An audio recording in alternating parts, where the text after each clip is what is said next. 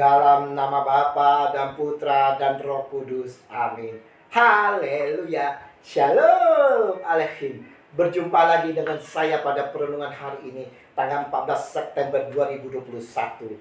Yesus ditinggikan di atas kayu salib.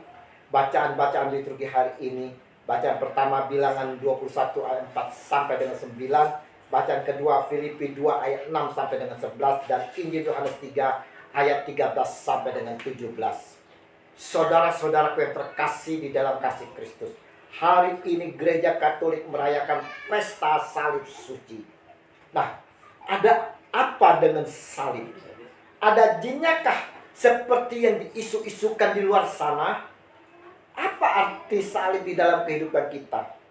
Apa yang dapat kita perbuat dengan salib itu?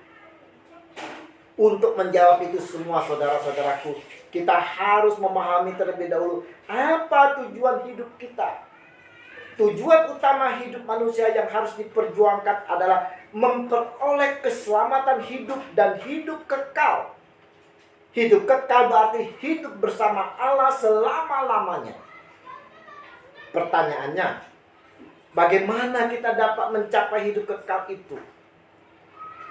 Hidup kita di dunia ini hanyalah sementara, saudara-saudara terkasih. Kita semua sedang memperjuangkan hidup abadi sama sepertinya orang-orang Israel. Orang Israel sebagai bangsa yang terpilih tidak secara langsung memperoleh keselamatan itu. Mereka juga harus berjuang mengalami kesengsaraan dan kesulitan di dalam hidupnya. Musa sebagai tokoh yang sangat diagung-agungkan oleh kaum Israel tidak bisa menjamin mereka untuk memasuki tanah perjanjian. Saudara-saudara yang terkasih, Allah sangat mengasihi umatnya dan tak mau melihat umatnya binasa, saudara. Sayang, bangsa Israel tidak dapat menahan hati di tengah jalan, di dalam perjuangannya. Mereka bersungut-sungut melawan Allah dan Musa. Mengapa kamu memimpin kami keluar dari Mesir? Supaya kami mati di padang gurun ini? Sebab di sini tidak ada roti dan tidak ada air. Dan akan makanan hambar ini kami telah muak. Bilangan 21 ayat 5. Mereka tak memahami kasih yang besar yang telah Allah berikan untuk membebaskan mereka dari perbudakan, saudara.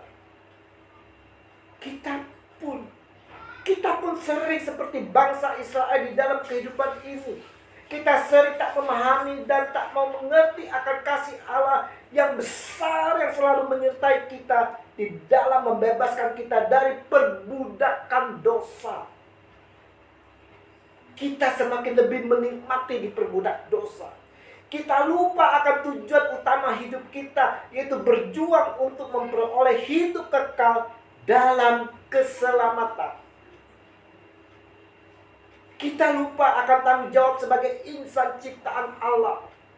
Sesungguhnya, saudara-saudaraku, Allah tak mau kita terjerumus di dalam dosa. Allah dengan kasih-Nya mau menyelamatkan kita semua dengan menyerahkan putranya yang tunggal bagi kita. Tapi kebebasan yang diberikan Allah sering kita pergunakan dengan sia-sia. Sama halnya bangsa Israel yang telah melawan Allah dan Musa dengan bersungut-sungut kepada Allah dan Musa saat menyeberangi laut Tebarau, yang mengakibatkan mereka dipatok ular. Kita sendiri bisa melihat dan merasakan di dalam pengalaman kita dengan sikap kita yang bersungut-sungut, saudara. Justru membuat hati kita tidak tentram dan damai. Sebaliknya, saudara-saudara terkasih, sikap yang bersyukur dan berserah kepada kebaikan Allah akan mendatangkan damai dan sukacita penuh di dalam Tuhan kita Yesus Kristus. Allah tetap mengasihi umatnya yang mau bertobat dan kembali kepadanya. Maka berfirmanlah Tuhan kepada Musa, buatlah ular tedung dan taruhlah itu pada sebuah tiang. Maka setiap orang yang terpagut jika ia melihatnya akan tetap hidup. Bilangan 21 ayat 8.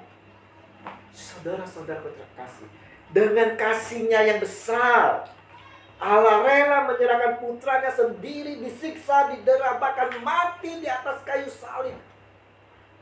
Lewat kematian Yesus, Allah mencurahkan rahmat penebusan, penyelamatan kepada manusia. Allah mencurahkan rahmat-Nya yang melimpah kepada kita semua. Dengan kata lain, saudara-saudara yang terkasih, kita memiliki rahmat yang melimpah di dalam kasih Yesus Kristus. Bukan kekayaan materi, uang, melainkan kekayaan rahmat surgawi. Dengan adanya rahmat, kekayaan rahmat surgawi ini menjadi peluang bagi kita untuk memperoleh hidup kekal. Saudara-saudaraku yang terkasih, rahmat terbesar itu terletak pada kayu salib, di mana Yesus mau menyerahkan nyawanya untuk tergantung di kayu salib, menggantungkan segala kedosaan kita, sakit penyakit kita, segala permasalahan hidup kita. Salib yang adalah merupakan kehinaan bagi para hukuman mau dijalani oleh Yesus, agar kita yang hina ini, saudara-saudaraku, dapat dimuliakan bersama kebangkitannya. Dan salib Yesus bukanlah tanda kekalahan bagi kita. Justru salib Yesus merupakan kemenangan bagi kita atas perbudakan dari setan. Kita dibebaskan melalui salib Yesus. Pertanyaannya, saudara-saudara yang terkasih, bagaimana caranya kita dapat memperoleh rahmat surgawi itu? Tentunya kita mau selalu dengan setia mempersatukan hidup kita bersama Yesus di dalam perjamuan Ekaristi setiap hari Minggu, setiap hari. Tetaplah setia mengikuti ibadah, persekutuan, PA, komsel. Dan di samping itu, hendaknya kita juga mau selalu memperhatikan dan menolong sesama yang membutuhkan keselamatan kekal itu. Pertanyaan lanjutannya, saudara, apa hubungannya salib Yesus dengan ular tembaga yang ditinggikan di padang gurun? Ular tembaga yang ditinggikan di padang gurun menjadi sumber keselamatan bagi umat Israel saat itu. Sedangkan Yesus yang ditinggikan di kayu salib menjadi tanda kemenangan dan keselamatan bagi semua orang yang percaya akan Dia yang adalah Tuhan Sang Juru Selamat. Lewat salibnya, Ia menang atas maut dan dosa. Itulah bukti dari kasih Allah yang besar bagi kita semua dengan merelakan putranya tergantung di atas kayu salib. Hendaknya kita selalu bersyukur atas apa yang telah dikorbankan Yesus bagi kita.